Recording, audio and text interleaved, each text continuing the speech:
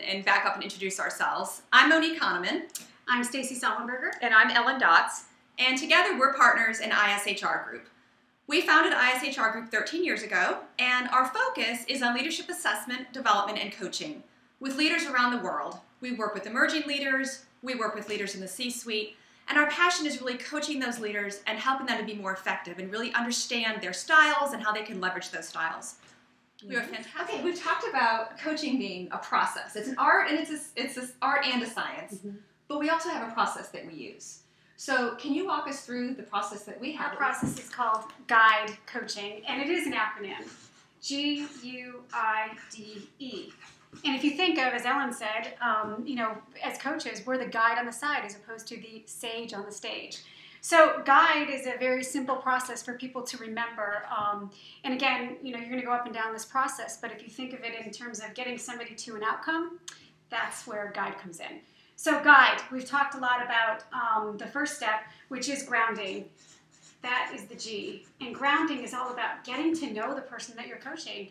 And this can, sometimes take place over time. So for instance, with your team, if you're coaching your team, people that report to you or maybe your peers, it's knowing about them, it's knowing what they're all about, what motivates them, what drives them, what their passions are, what their future aspirations are. It's knowing all of that. So it's knowing who they are as a person. The other piece of this is building trust and building rapport.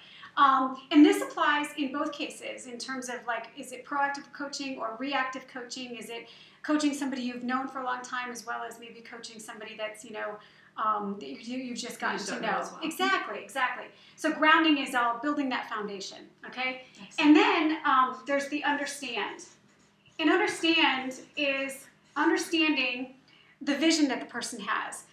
It's understanding, so for instance, if it's situational coaching or coaching somebody on an issue or a topic, it's understanding what is the outcome that they want.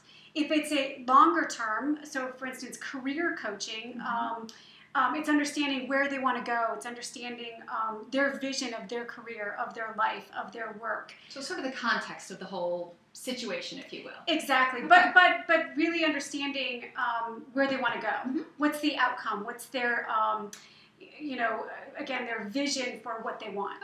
Okay, that makes sense. So when you get here, it needs to tie to all of this. When you get to, whatever they're going to do, their action, it needs to tie to this. And then the I is for insight.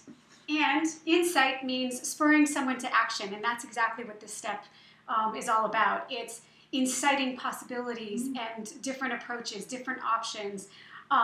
It's looking at the pros and cons of each option. And in insight, you're trying to get the person that you're coaching to come up with these options. They know their situation best. This is why it's all about them. And they know their situation best, so they know the possibilities. I do have to say, though, that there are times when they might be stuck.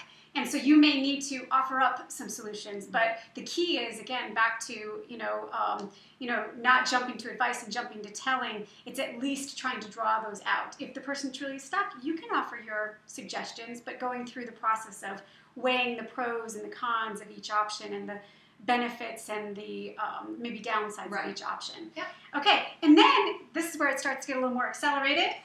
The D is decide. This is where you ask them, which of these options do you want to take? Or what are you deciding to do? What are you committing to do? Again, they are deciding. And then the last is two parts.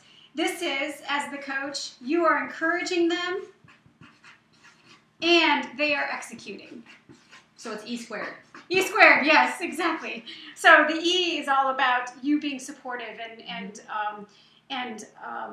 encouraging them to go and fulfill what they've committed to, but it's them going back and executing. And the key here is, just like any other, goal setting and action planning is, needs to be measurable. How are you going to know, that sort of thing. But that is the guide coaching process. So you ground, you understand, you incite, you decide, and then you E squared, encourage, and execute. Exactly. Fantastic. Thank you. Okay. So we spent a lot of time talking about coaching and coaching skills and what makes a good coach. But at the end of the day, what's in it for someone to want to coach? What's in it for someone to want to be a good coach? And I think with you as HR leaders, it's sort of twofold. One is what's in it for you personally, to be a good coach. But I think the other is what's in it for you to help drive a coaching culture within your organizations. And so I'm going to use a flip charts back. Hopefully, technology. one more helpful 4-block, assuming you can read my writing. So think of this as alignment,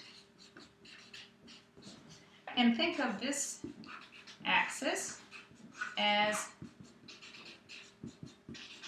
engagement.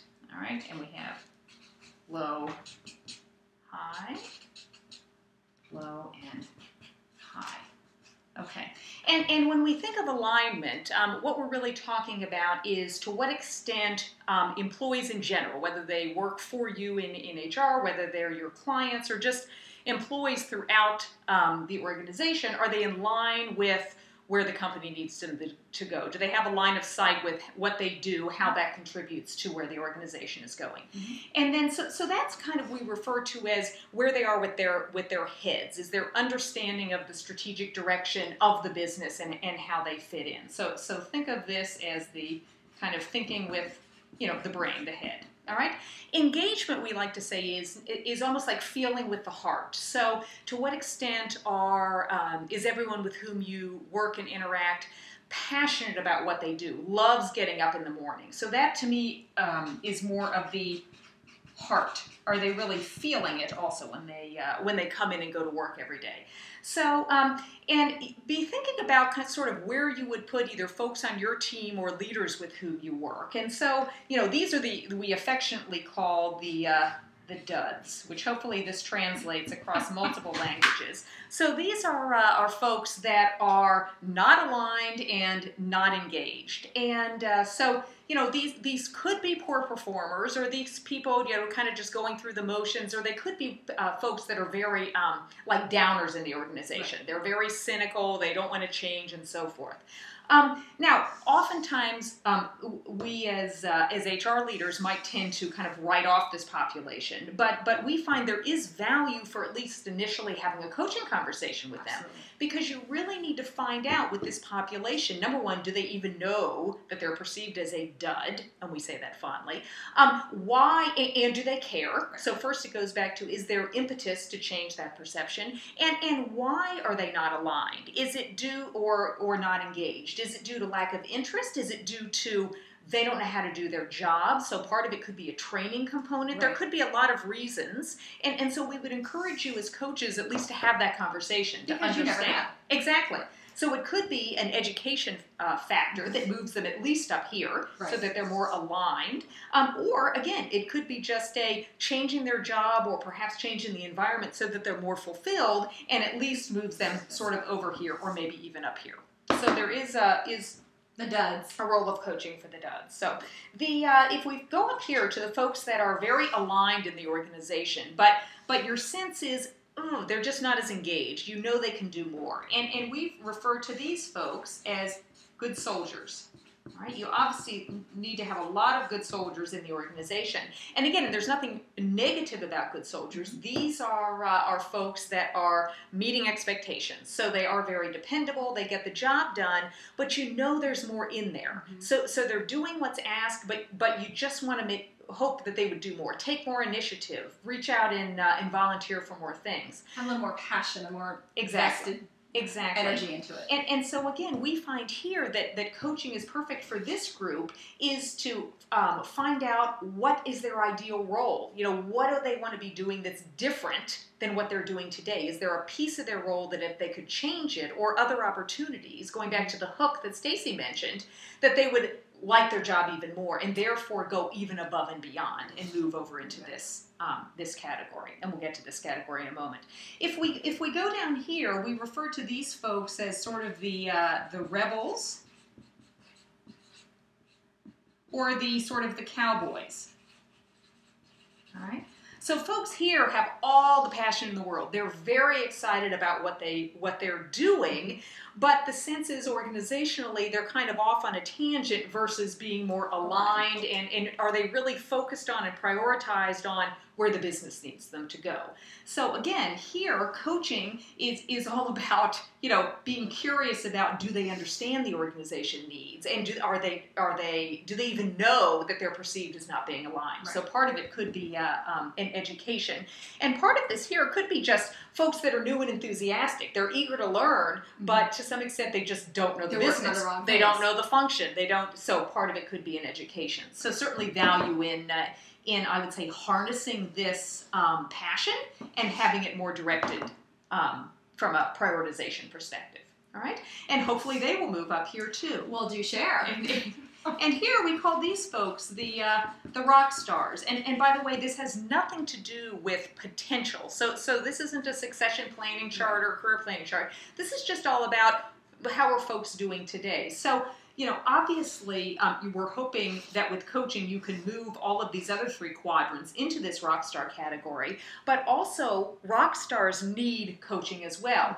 This is the adage that, it's the people that aren't having problems don't get paid attention to. Well, the issue with that is these folks are the ones that are the retention risks. Regardless of the economy, these are the folks that love what they do and they do it well, and they're very marketable. They're sought after. Yes. So even more important or as important, I should say, to coach this group in really understanding what's next for them, and are they continually challenged and fulfilled so that they stay rock stars versus moving over here or moving down here over time. Absolutely. So as you know, this chart resonates with the folks that we teach coaching to and talk to about coaching. And we always ask them to sort of place people they work with or people they might be coaching on this continuum. There's 4 black. But then we also say, put yourself, right? Where would you put yourself? Are you just that good soldier who's aligned but not engaged? Or are you horribly engaged but really thinking the organization should be going a different way? And of course, our goal, right, would be to be rock stars. Okay, fantastic. Thank you. All right, I think we're about out of time. I truly hope, on behalf of all of us, that you've really enjoyed this hour on coaching. And as we wrap up, any final ahas, like one big takeaway that you'd share with our audience about coaching as they go off to coach? Ellen, we'll start with you. Well, I'm going to reiterate something I said before, but something that really is the paradigm shift is that really coaching is about being knowledgeable about the coaching process and the tips and traps of that, and really serving as the person's guide on the side versus having to know the answer. Right. And I would just say that I think that coaching is all about the person being coached, not about you, hence the difference between mentoring and advising, in that coaching is really about knowing what that person wants and, as Ellen said, guiding them towards that, not making it about you, how you would handle situations or what you would do in situations. It's about them, and you get there by asking questions as opposed to telling somebody what to do. Excellent. And I think I would just add that coaching is a skill, and like any skill, it's something that needs to be practiced. And you need to reflect back on it. What worked, what didn't. Oh, I started advising. Oh, I started, moving them in the right direction, or I took monkeys on my back. So it's a skill, and it's one that you just need to keep practicing, and you'll come up with your own very comfortable coaching style, just naturally. So on behalf of Ellen and Stacy and myself, thank you for joining us, and we hope you found it very informational.